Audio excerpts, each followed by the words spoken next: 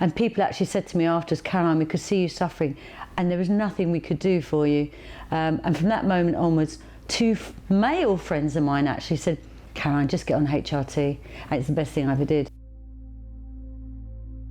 I am hoping that over time the HRT will help me to be kind of the old me again, really, as a mum and as a wife. I urge the government to work with me to make HRT accessible to everyone, regardless of financial constraints, to ensure women are diagnosed at their first appointment and get the treatment they need, and to educate everyone so that those who experience symptoms get the support and understanding they need in every aspect of their lives. I have to say that, the anxiety of suddenly it seemed I felt I couldn't cope. And you lose confidence, you start thinking, what's happening? Listen to this, I even went to my doctor and I said, have I got dementia? I don't know, I just don't feel like I have the same grip on things as I did when I was younger. And I just felt a bit of a failure because, some people seem to breeze through menopause and I certainly wasn't one of them. Some women can report feeling, suicidal. Around 1 million women in the UK use hormone replacement therapy or HRT. This is according to the National Institute for Health and Care Excellence.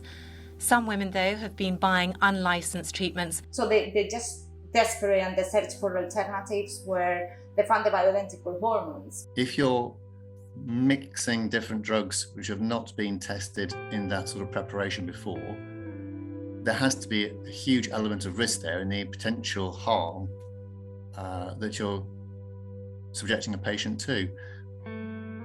I would be very uncomfortable by that. Emily was 51 when she started getting heart palpitations, irritability, tiredness, skin problems, cystitis and UTIs. It took multiple tests and weekly GP visits before they confirmed she was going through menopause. Now she uses patches called Estroderm, which she sticks on her bottom. She changes them twice a week. At first, none of my symptoms seemed to make much sense. So I had lost a lot of weight, I was having stomach problems, so I had blood tests that showed high cholesterol and inflammation markers and high blood sugar levels. I went to see a gastroenterologist. I was on constant antibiotics for urinary tract infections. I saw a cardiologist for my heart palpitations, and nothing really was working. I felt embarrassed, actually. I felt like a fraud. It's like, am I making all this up? Why am I not coping? In some ways, it was great because I had so many tests. I had endoscopies, colonoscopies, rafts of bloods, X-rays. I can't tell you how many tests I had, all on the NHS. I mean, ridiculous amount of money spent. And that's why I'm embarrassed, because but I had so many symptoms. The British Menopause Society, or BMS, is the UK's main menopause authority. The chairman is Haytham Hamoda, who is also part of the government's new menopause task force. Most women are likely to experience symptoms when they go through the menopause. Of course, not all will, but more than 75% will. 25% describe severe symptoms. And also, when you look at the duration of symptoms, you say, how long can these symptoms last? How long may they last? Average duration is 7 years. 1 in 3 women have long-term symptoms beyond the 7 years. So it can have a significant impact on many women. HRT replaces diminishing hormones made in the ovaries when they begin to fail. The BMS is worried about misinformation about HRT circulating online and that it's leading women to get expensive treatment outside the NHS. There are, for example, if we talk about HRT, there are licensed, regulated versions of HRT available in the NHS, and the British Menopause Society are pushing the government to make sure that every GP practice has a GP that has understanding of this, so that women won't get just dismissed with, well, it's just that's the time in life, or have some antidepressants and everything will be like this. They state that often unlicensed, unregulated forms of HRT are being proposed to women, but obviously because they're unlicensed, unregulated, that's not ideal because you don't know exactly what you're taking, and also it's very expensive. HRT comes as gels, patches, creams and pills. Body Identical HRT is licensed and has gone through clinical trials. Synthetic hormones are also licensed and are available on the NHS.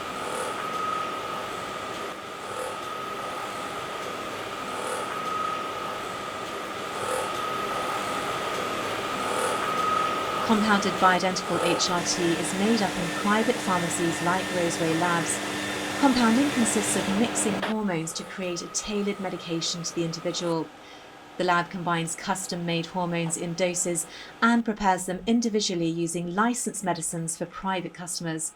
As a result of the process, the final medication produced is unlicensed because the end product doesn't go through clinical trials. It's safe to take a product that is being compounded in a pharmacy. Is the quality process of a pharmacy. That has been regulated for a long time ago, and we think back, that's how pharmacies started. We started compounded. That's an old art. It's not new. And they believe that we are doing something wrong and we're just mixing things in the kitchen. Apart from that, I think people are really happy when they start trying it and they see what's the benefit. And we have a lot of calls saying, oh, you changed my life. Finally, I can smile. I don't have those mood swings and I can just be myself again. And that is quite fulfilling. That's why we do these kind of things. There are a few scandals of what happens like to compounded pharmacies when they weren't following the regulations and the protocols. They didn't kill anybody, but they did give them the wrong medication or wrong strengths, and they realized something that is supposed to have 100 milligrams, it had 200, and they weren't following the right processes, and that is what's damaging us at the moment. But just because others are doing it wrong, you shouldn't just say, okay, across the board, you all bad. So we are trying to make a difference here. So Roseway Labs is one of the only compounding pharmacies in the UK, and we've been the only film crew allowed in here so far. It did open in 2018 and is regulated by the General Pharmaceutical Council. It follows their strict guidelines, which includes hygiene protocols and quality control. The staff here are fully trained chemists and have also attended compounding courses. If you do want a prescription, they're going to cost you around £2 a day, that's £60 a month. But first of all, you'd need to see a specialist doctor. The consultation fees there are around £600, and that includes hormonal blood work. When we checked with the General Pharmaceutical Council about regulation and licensing, they said, any registered pharmacy can compound medicines. The primary difference here is that the medicines that are produced are unlicensed. That means that they have not been subject to all the same quality, safety and efficacy testing measures and regulation that licensed medicines go through. We're not saying that they are unsafe, but people may raise concerns about them because they do not go through the same rigorous checks as a licensed medicine. Although they are unlicensed, they are still regulated by the MHRA, so it's not correct to say they are unregulated. The government recognises that menopause services are needed to improve, which is why that menopause is a priority area in our women's health strategy. We also recognise that it's often best provided in primary care, but some women do need some specialist services, and we are looking at this in our women's health strategy and also the menopause task force as well. Maria Caulfield MP, who co-chairs the new menopause task force, told us her thoughts on unlicensed HRT. I have huge concerns about this, and the advice is for women to always go and see their GPs, who can advise on hormonal products which are licensed and have been tested for both safety and efficacy. Helena ended up buying her products via Newson Health, which is a private clinic prescribing licensed HRT. She takes progesterone tablets and uses estrogen patches. So I have mentioned it a few times to my GP, and I just haven't really felt like I've got anywhere with that. One doctor said to me, oh, well, we could do a blood test, but it doesn't, we wouldn't really be able to find anything because your hormones fluctuate anyway. And that was all that was said to me. Send you these. GP Alison Stedman has been prescribing HRT at her surgery for years. She follows specific steps for patients experiencing menopause symptoms before beginning HRT. I think with Google, most people are far more informed anyway about their symptoms than they previously were. So most people already think they've got menopausal symptoms. So I would perhaps check out if I think they're right with their symptoms. I might exclude a few other things, medical other things, thyroid, things like that. I normally signpost them to some really good websites. My Menopause Matters, I don't know how I'm allowed to quote, is a really good one. I encourage them to try herbal stuff first, but I've actually got a really low threshold for starting it. So if I go through that one consultation and they're saying, tried that, done that, looked at that, assuming there's no risk factors, I'd start it straight out. Gwen started getting heart palpitations, indigestion, exhaustion, nervousness, insomnia and extreme anxiety. This all culminated in her constantly worrying about her 2 children. She was prescribed HRT on the NHS. She's been using estrogen patches for 3 years, which she changes twice a week. Yeah, I'd gone to the doctor a couple of times over a 2-year period with various things, and then I think I just felt there was something just wasn't quite right. But because I was still having my period, I felt like it couldn't be the menopause. And then the nurse that I did see suggested that maybe it was something to do with my hormones, and then suggested that maybe we should try HRT. It was just a busy time and it just came out of the blue, which was, really unusual. And then I just woke up in the middle of the night feeling that I thought I'd been stung by a wasp. I sort of felt a pain in my neck and it travelled down my arm. And then I just thought I was having a heart attack and I couldn't breathe. And my husband had to call 999. Dr. Simon Gort has been a GP for over 20 years and looks after 25,000 patients. He's watched this type of HRT chaos unfold before. When I started out in my career, we were dishing out HRT like Smarties. Okay, it was the best thing since sliced bread. It helped prevent, osteoporosis, bone thinning. It helped symptoms of menopause. That's fine.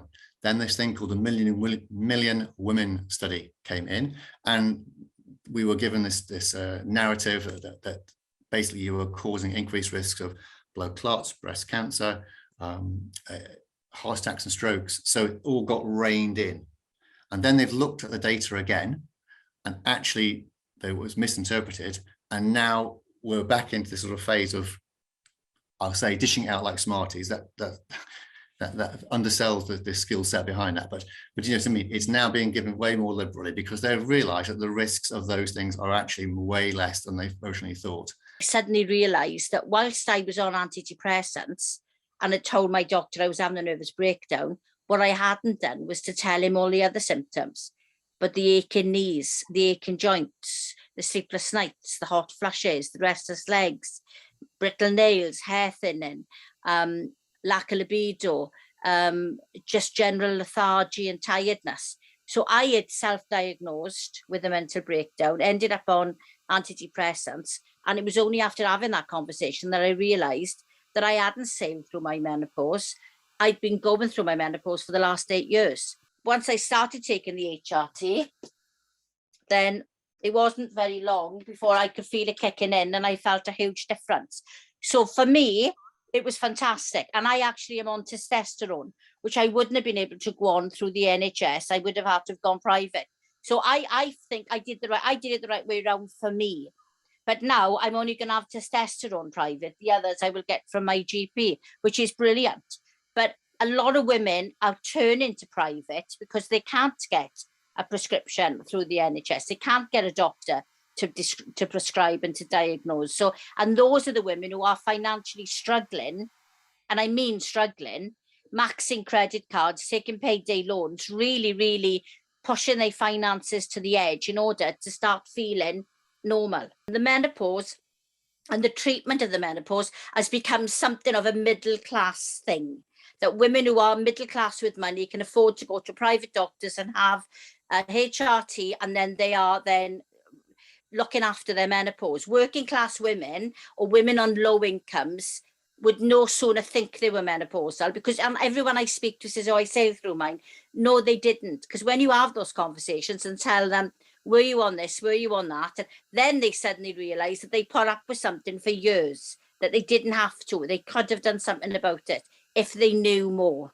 It's not a small number of people who might be like me, it's a huge number. I just feel like I'm not kind of alone. And I just felt, more like myself again, just a bit more calm and just less worried and panicked about a lot of things.